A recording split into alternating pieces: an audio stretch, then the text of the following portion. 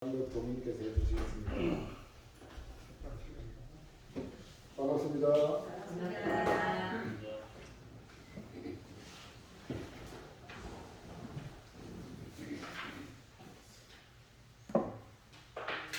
예. 대종사님께서 이런 말씀을 하셨어요. 인간이 없는 산간에 교당을 두었다면 어찌할 것이냐. 어찌요? 교당이 다니기 좋은 데 있어야 돼요? 산 꼭대기에 있어야 돼요?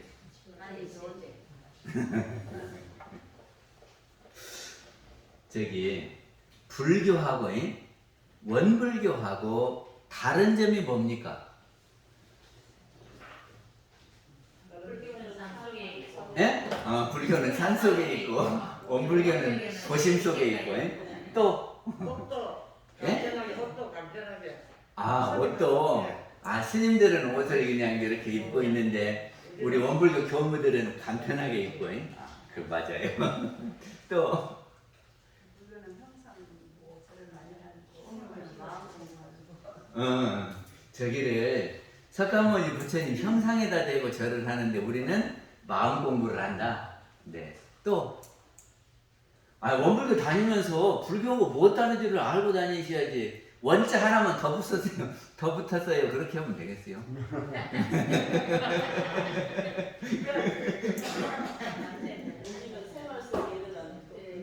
우리는 생활 속의 불교고, 그러면 불교는 산중 속의 불교고.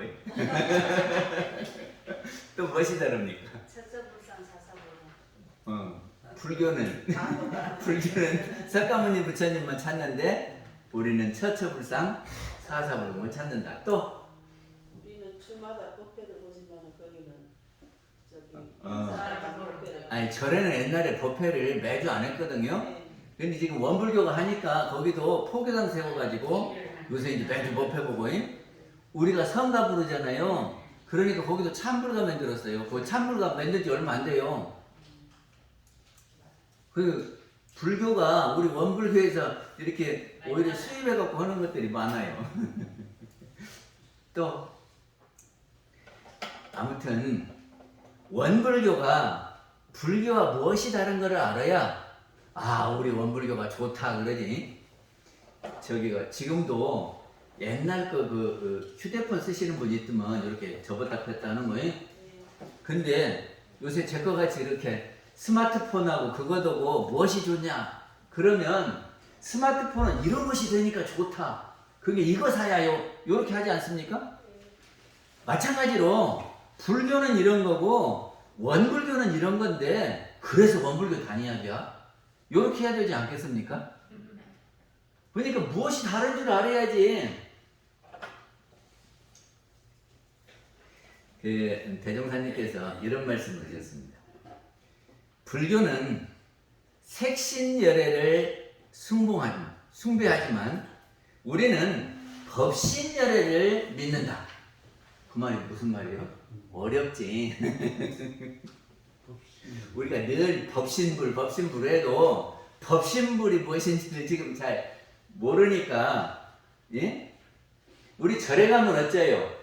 절에 가면 오직 부처님이 석가모니 부처님이에요. 그러니까 절에 가면 석가모니 부처님한테 인사를 하잖아요. 그러면서 석가모니 부처님을 숭배한다 그런 말이죠. 근데 우리 원불교 오니까 석가모니 부처님이 안 보이네. 그죠? 이거 다른 데만요. 그럼 원불교는 어떤 부처님을 모시냐 그러면 법신열애를 모신다. 그럼 법신열애가 어떻게 생겼는지 알아야 될 거 아니요. 그래서 이거를 삼신불이라고 해요. 색신부처님을 화신불이라고 하고 마음부처님이 있을 거 아니요. 사람도 보면 그 사람 마음이 있고 육신이 있고 그렇죠. 제가 늘 하는 이야기지만 사람을 볼 때 겉모습 놓고 친구로 사귀어요? 마음씨를 놓고 친구로 사귀어요? 그래야지. 마음씨가 중요한 거지 외모보다도요. 그러니까는 사람도 그런데 저기도 부처님도 보면은요, 부처님은 외형이 있고 부처님은 그 마음이 있다 그 말이죠. 근데 부처님이 왜 부처님입니까? 얼굴이 이뻐가지고 멋있어서 부처님입니까? 마음 작용을 잘해서 부처님입니까?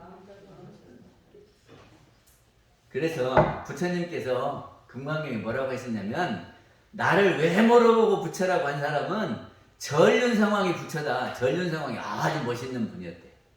이 요새 말로 하면 연사마가 부처다 그 말이에요. 배용준이가 부처요. 외모로 보면 그렇지 않겠습니까? 그게 외모가 중요해요, 마음이 중요해요. 그래서 법신열에는 마음 부처고 색신열에는 나타난 육신 부처님이에요. 물론 이 마음 부처와 색신 육신 부처가 같이 있어서 활동을 하셨지요. 근데 모르는 분들은 그 외모로 나타난 그 부처님만 보고 숭배를 한다 그 말이죠. 그리고 그 부처님이 모든 것을 다 주신다, 요렇게 믿는 것이 불교고, 원불교는 부처님의 그 정신, 그것을 우리가 이어받아서 우리가 그 정신대로 하면은 복 받는다. 좀 다르죠? 안 다릅니까? 우리 절에 가면은 부처님 이렇게 해주세요 하고 빌잖아요. 근데 우리는 그렇게 하기도 하지만 부처님이 말씀하신 인과보응의 이치를 우리가 믿고, 그래서 원인 행위를 하는 거단 말이죠. 원인 행위는 뭐 갖고 합니까? 우리가 원인 행위를 뭘 갖고 해요? 심신작용으로 해요. 그러니까는 인과보응의 이치에다가 우리는 심신작용을 어떻게 해서 어떤 결과를 받을 거다, 이렇게 하는 것이 인과보응 신앙이에요. 우리는 좀 달라요. 어떻게 좋겠습니까? 무조건 자기는 아무렇게나 하더라도 부처님 다 해주세요 이렇게 비는 것이 맞아요. 부처님 말씀대로 우리가 하나하나 마음 먹고 행동하는 것을 잘해서 그 결과를 받으려고 그러는 것이 잘하는 거예요. 이거 크게 혁신한 거예요. 그렇게 본다면 저기랑 불교는 부처님이 한 분밖에 없어요. 석가모니 부처님 한 분밖에 없어요. 근데 우리는 법신불 부처님 하면 물론 석가모니 부처님도 부처님입니다. 그리고 그 석가모니 부처님이 부처가 된 거는 그냥반이 가지고 있는 영혼이 있기 때문에 부처가 된 거예요. 처음 듣는 거. 그 부처님의 영을 우리는 다른 말로 하면 불성이다 그래요. 불성이? 그러면 그 불성이 우리한테는 있습니까? 없습니까? 있습니다. 그러니까는 우리도 금덩이요. 석가모니 부처님만 금덩이가 아니고, 그러니까 우리도 부처다 그런 말이죠. 그러니까 우리는 아까 처처불상 이야기했는데 사람이 다 부처다 이렇게 가르치고 있어요. 그럼 불공을 절에 가서만 해야 돼요? 가까이 있는 부처님한테도 해야 돼요? 경타원님 맞아요?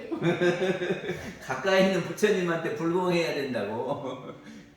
그런데 부처로 안 알아. 부처로 안 알아. 그거는 우리 원불교를 잘 모르시는 분이에요. 불교 신앙하고 있는 분이에요.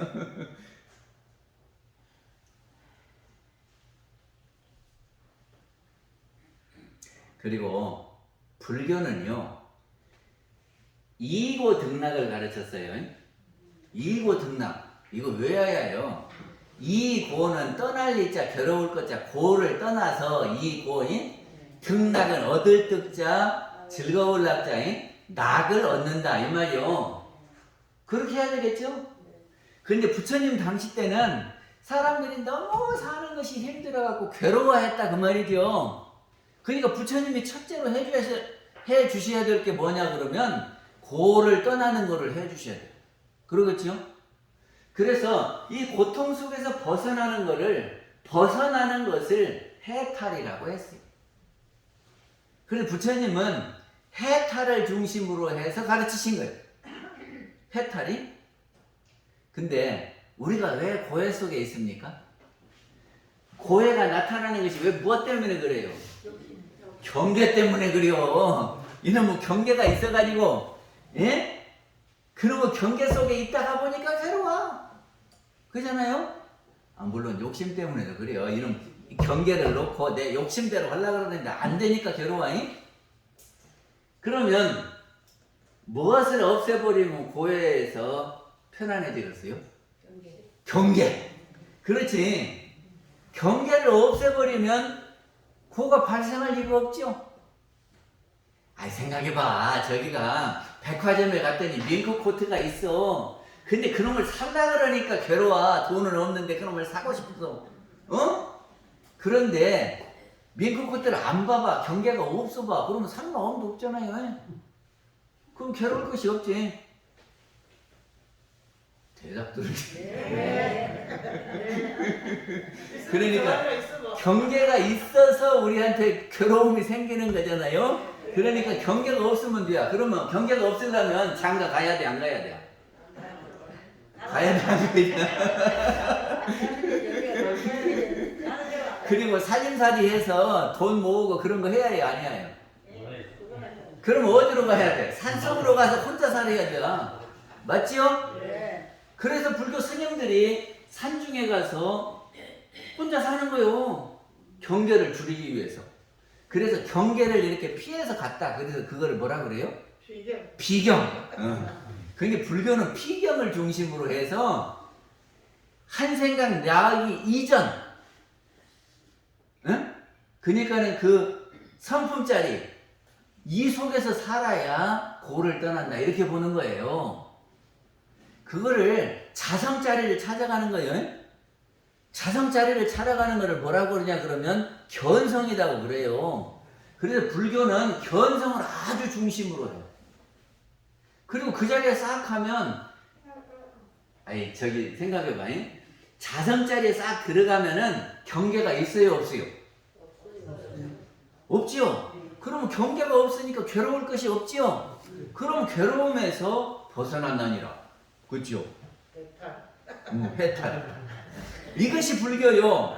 그럼 원불교는 무엇을 하자는 거냐? 그러면 낙원을 건설하자는 거다. 물론 고가 없는 것도 낙원이지만은, 우리가 마음을 쓰는데 마음을 써가지고 내가 원하는 대로 이루어지면 기뻐요, 안 기뻐요? 그것이 낙원이다 그런 말이죠. 내가 마음을 먹었는데 그대로 이루어져 봐. 그럼 기쁘잖아요. 이것이 낙원 건설하는 거요. 그러니까 우리는 자성자리에서만 살 수가 없어요.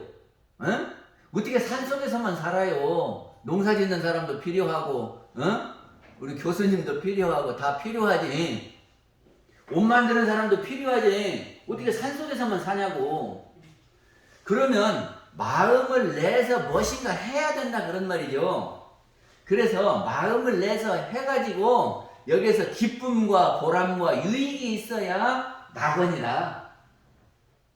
그러니까 저기는 불교는 마음 내기 이전을 찾아가서 자성자리에서 자성극락을 원하는 거고, 우리는 마음을 내서 그 마음을 잘 써가지고 보람을 찾고 기쁨을 찾는 거예요.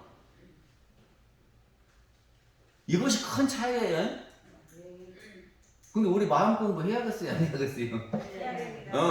불교는 견성을 하면 돼야. 그래서 성품자리를 보고, 그리고 이것이 진짜다. 그래서 불교 가면 진화 이야기를 많이 해요. 진화가 뭐요? 내 자성이 참나가 내 자성이 진짜 나고, 이게 살림살이하고 무슨 이 육신이고 재산이고 권속이고 이것은 다 일시적 나고 거짓된 나다. 그거 다 물거품 같은 거요. 지금 재산 많이 모아놨어도 다 물거품 같은 거예요. 죽으면 다 소용없어. 이렇게 하면 걱정이 없잖아요. 돈이 많이 있으면 뭐요? 죽으면 끝이지. 그렇게 말하면 돈 갖고 걱정할 것이 하나도 없어요. 그리고 아픈 것도 걱정이 없어요. 다 죽을 거요. 그러니까 그것은 별것 아니에요. 진짜 내 영혼이 진짜 난데 이놈이 또 내 생에 가면 새 몸을 받는데요. 그러면 지금 아파갖고 죽으면 더 좋지. 새 몸 받으니까. 그렇게 찾아가는 것이 불교고, 우리는 그 자리가 없다라고 하는 사람 아니에요. 그 자리의 바탕에서 마음을 내서 우리가 써야 되는데, 그 마음을 잘 쓰면 여기가 기쁨이 있는 거다. 마음을 어떻게 써야 되겠냐? 그래서 마음 공부해가지고 내가 이렇게 참을 때는 참고, 이렇게 돌릴 때는 돌리고, 이렇게 해가지고 낙원을 만들자 하는 것이 원불교입니다. 네. 대종사님께서 저기 서품에 이런 말씀을 하셨어요. 장차 회상을 열 때예요. 예? 대종사님이 교단을 만들 때 어떻게 하기로 했냐면, 불법을 주체 삼아서 장차 큰 회상을 건설하리라 그랬단 말이죠. 그러니까 우리는 불교가 아닌 게 아니에요. 불법을 주체 삼았으니까 불교를 바탕으로 해서, 그러니까는 옛날 그 휴대폰을 바탕으로 해서 스마트폰이 나왔잖아요.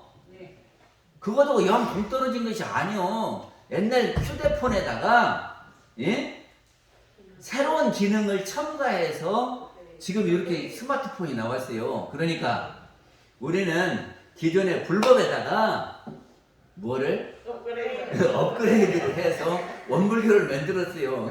업그레이드 한 것이 뭐냐? 불교는 성품짜리를 봐가지고 어떻게든지 해탈하려고 그랬고, 우리는 거기를 바탕으로 해서 마음 공부를 해가지고 이 생에다가, 그러니까는 경계가 있어야 마음 공부가 되겠어요. 없어가 경계로 그 공부가 되겠어요. 정말로 경계가 있어야 공부가 되는 거예요. 대답 잘했어. 그래서 경계 속에서 마음을 우리가 어떻게 쓰냐 해가지고 거기에서 기쁨이 오도록, 이게 나만 기뻐야 돼요? 나도 기쁘고 상대방도 기쁘고, 이런 것을 자리이타 그래요. 자리이타. 그렇게 하면은 자성에서도 행복하고, 이렇게 나와서 마음 쓸 때도 행복하고, 그래야 진정으로 광대무량한 낙원세계가 아니냐, 그런 말입니다. 아시겠어요? 이런 이치를 알아야 불교 다니는 사람 보고, 야, 원불교 다녀, 그 옛날 핸드폰 그거 바꿔 임마, 바꿔, 요렇게 하지. 무엇이 좋은지도 모르고 있으면, 아이고 저를 옛날에는요 이 핸드폰이 이만했어요. 알아요? 옛날에는 카폰이라고 차에다 이만하게 달고 다니면서 차 속에서만 했어요. 근데 점점점 작아져서 지금 호주머니 속에다 넣고 다니잖아요. 그러니까 호주머니 속에다 넣고 다니는 휴대폰이 좋아요. 이만히 하고 들고 다니도 못하게 무거운 것이 좋아요.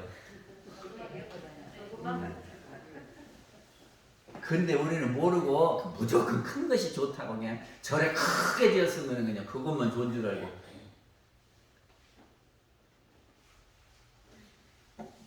그래, 대종사님께서 조선불교 혁신론, 지금 기존의 불교가 지금 불편한 점이 많다. 그러니까 이건 이렇게 고쳐야 되겠다 했던 것이 조선불교 혁신론입니다. 그럼 그 내용이 어디가 있냐 그러면 서품에가 있어요. 옛날에는 개선론이라고 해서 불교를 이렇게 개선한다 그랬거든요. 그러니까 이 스마트폰이 옛날 휴대폰을 이렇게 개선했다, 이게 있다니까요. 그걸 읽어보시기로 하고, 그리고 전만품 26장에 보면은 이런 말씀을 하셨어요. 동리에 교당과 공회당을 세워놓고, 이런 말씀을 하셨거든요. 동리가 뭐예요? 마을마다 마을마다 교당이 서야 된다 그런 말이에요. 왜 그래야 해? 큰 놈을 그냥 저 산꼭대기다 지어놓지. 우리는 교당을 왔다 갔다 이렇게 하면서 공부하게 하려고 가까운 데 있어야 돼요. 어찌요? 학교가 멀리 있어야 돼요. 가까운 데 있어야 좋아요. 가까운 데 있어야 배우기가 좋지. 그래서 인간이 없는 상간에 교당을 두었으니 세간 생활에 분망한 사람들이 어느 여가의 세간을 벗어나서 그 가르침을 받을 것이며 그랬거든요. 그러니까 우리는 가까운 동네에다가 교당 세워놓고 늘 가서 공부해라 그런 말입니다. 그리고 주의사항은 언제 합니까? 주의사항은 잘못하면 잘못 가니까 요렇게 주의해서 잘 가거라 그 말이죠. 근데 우리 교당 다닐 때 주의사항이 있어요. 근데 주의사항도 모르고 다니시면은 잘못 간다니까. 단시기는 다녀도 잘못 갈 수 있어요. 그래서 대종사님이 교당 대왕시 주의사항을 이렇게 밝혀놓으셨다 그런 말이죠. 그 첫 번째가 뭐냐면 그 지낸 일을 일일이 문답하는 데 주의할 것이요. 이 말이 뭔 말이래요? 일주일 동안 지낸 일을 문답하는 데 주의하라고. 누구하고 문답하랍니까? 교무가 바빠갖고 어떻게 많은 사람들이 다 할 수 있겠는데. 그러니까는 법동지들하고 문답해야 해요. 그래서 법회 끝나면 5분 단모임이 뭐냐?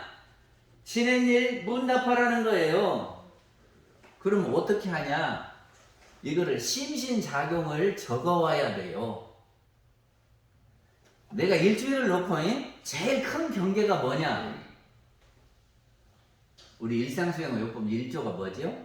심지는 원래 요란함이 없건만은 경계를 따라서 있어지나니 그랬죠? 이게 요란한 마음이 무슨 마음이 요란한 마음입니까? 화나는 마음, 속상한 마음, 걱정거리, 불안한 마음, 답답한 마음.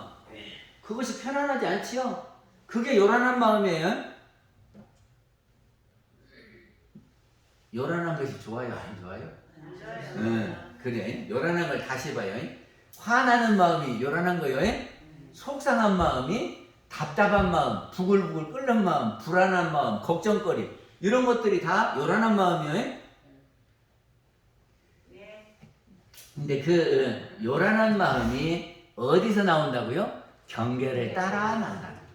그게 나를 화나게 만드는 거 그것이 경계요. 나를 속상하게 만드는 거 그것이 경계요. 그럼 경계 찾을 수 있겠어요, 없겠어요?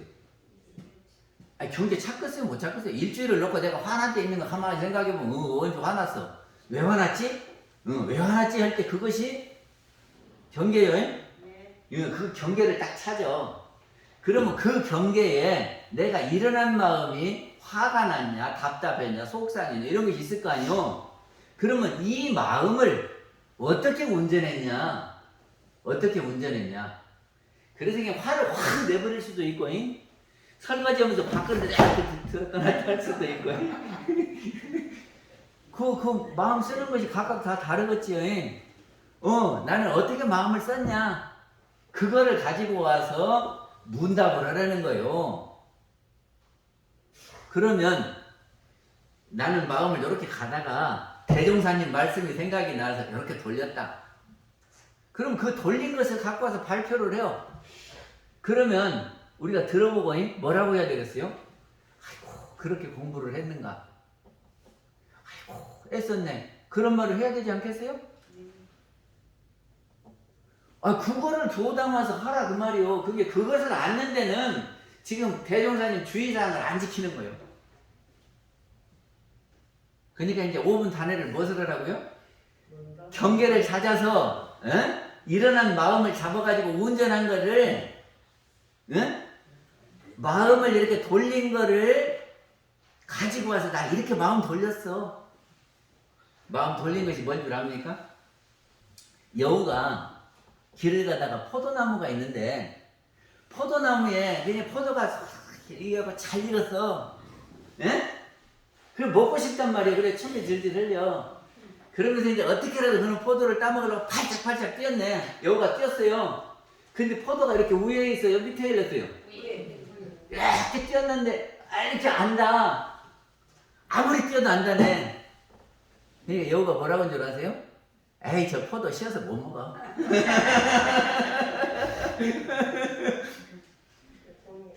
아이 씌어서 못 먹을까 내가 띄어서 먹을 거 없지. 근데 마음 돌렸어요 안 돌렸어요? 그러면은 괴로워요 안 괴로워요? 근데 이게 맛있는데 못 따먹었다 그러면 약도 오르고 괴롭겠지요. 그럼 이것이 마음 돌리는 거예요. 돌릴 수 있겠어요?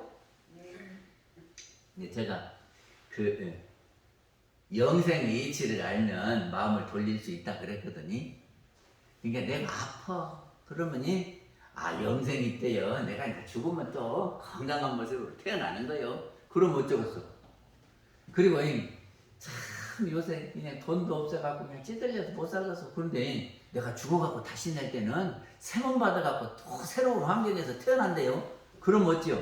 그렇게 돌리면 돌려지겠어요? 안 돌려지겠어요? 그러니까 이 생에는 연습하는 거요. 예? 이런 경계를 당해서 막 이렇게 마음 공부하면서 해보는 거고, 내 생에 가면 이제 또 그런 일 당하면 해결 잘하겠지. 그러고서 안 그러세요? 이 생에 남편 저기를 놓고 저기를 경험을 했으면 내 생에는 그런 양반은 내가 전생에 경험해보니까 아이고 그렇게 하면 당신은 못 살겠다. 그리고 다른 사람은 선택해서 살 거 아니에요. 그러니까 이 생에는 지금 경험하는 거예요. 그리고 살다가 보면 경계들이 많지요. 힘들고 폭포고 걸 때 있지요. 남들이 나한테 막 해코지도 하고 못 살게도 하고 그러면 괴롭지요. 그럴 때 어떻게 생각하면 돌릴까? 아이고 빚 갚아버렸다. 응? 빚 갚아버렸다. 그러면 빚을 지고 있으면 늘 마음속에 걸려있지요. 근데 갚아버리면 후련해요 안 후련해요? 응. 아이고 오늘 또 하나 갚았네. 그러면 마음 돌릴 수 있어요. 그러니까는 대종사님이 대종경에다가 마음 돌리는 거를 예를 많이 들어놓으셨어. 그러니까 살다가 폭포 보면 대종사님 말씀에 대종사님 이렇게 돌려라 그랬지. 그리고 마음 척척 돌리면 편안해진다고요. 그래서 그렇게 돌린 이야기를 교당에 와서 나는 지난주일에 나 이런 경계가 있었어. 근데 그 경계를 내가 이렇게 돌렸더니 편안해졌어. 그 이야기를 교당에 와서 단원들하고 해라 그런 말입니다.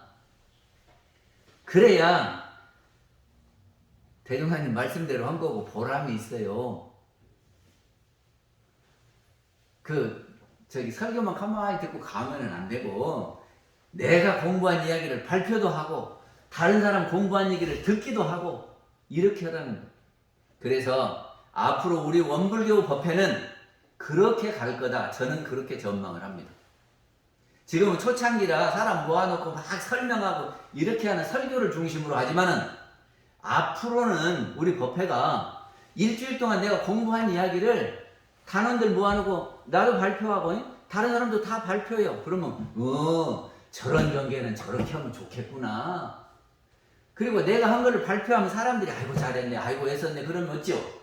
위안이 되고 격려가 되고 저 사람들이 나를 알아주네 하는 생각도 있고 이거 해야 된다니까요. 그래서 앞으로는 단회에서 이 공부를 하는 것이 우리 원불교 진짜 공부다 하는 겁니다.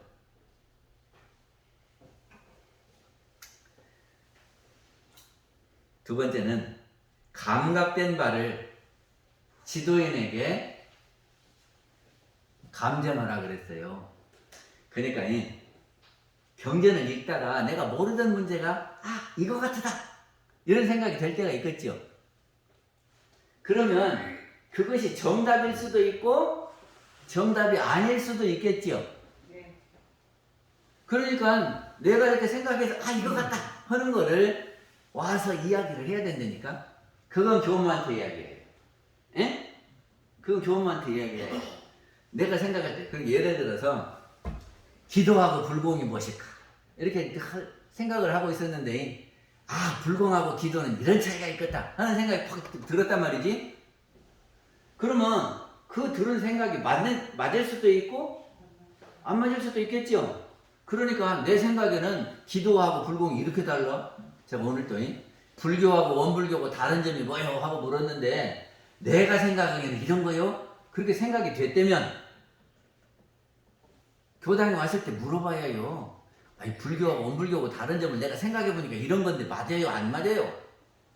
그래야 바른 깨침이 있을 거 아니에요? 네.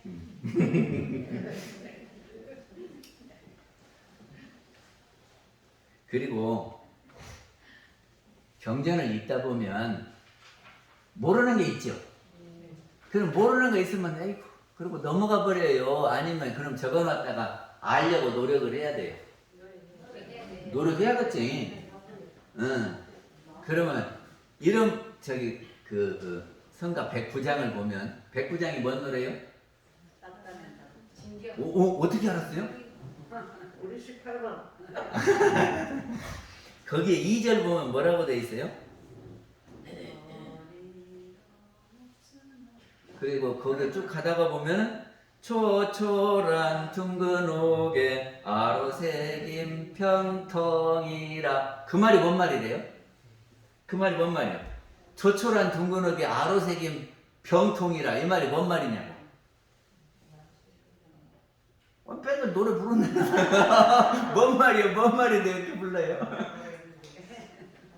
초초란 둥근 옥에 아로새김 병통이라가 뭔 말이요? 누구든지 대답해봐요. 이게 모르는 거 있어도 노래 부르면서 모르는 가사가 있어도 그냥 넘어가 버리는 거예요. 우리는 그렇잖아요. 부른다면 진경 백구장이 진경 맞아요. 그럼 뭐요? 조촐한 둥근 옥에 옥은 알지요? 옥 모르는 사람 없지. 금, 은, 옥 할 때 옥이야 옥. 근데 조촐한 둥근 옥에 아로새김 병통. 병통은 뭔 말이요? 잘한 거예요? 잘못된 거예요? 그것이 병통이. 잘못된 거예요? 그게 잘못한 거다 그 말이요. 둥근 옥에 거기다가 뭘 새겼어. 그것이 병통이다 그런 말이죠? 뭔 말이래요? 옥이 말이죠. 그냥 둥글둥글하게 생긴 그 옥이 그 자체로 아주 이쁜데 거기다 뭐 던다고 일단 막 새겨놨어. 그랬더니 저기 금강산 갔더니요 큰 바위에다가 김일성 무슨 그 수령 동지 만세 이런 거 써놨어. 그러면 그게 뭐 어떻게 생각이 돼요? 참 잘했다 그래요. 아이고 둥근 옥에 아로새김 병통이라 해야 되겠어. 아시겠어요? 아이 그 좋은 금수강산에다가 큰 바위에다가 그냥 빨간 글씨로 두껍게 해가지고 김일성 수령 만세나 쌓이고 뭐 주체 사상 어쩌고 써놓고 그런다니까. 그러면 자연 환경이 배려 뿌리는 거 아니요. 옥도 그렇게 해갖고 이쁜 옥을 해놓고는 거기다가 뭐를 막 새겨가지고 우리 그런 것도 있어. 저기 불사한다고 이렇게 뭐를 해놓고는 거기다가 누구가 했다고 막 뒤에다 새겨놔요.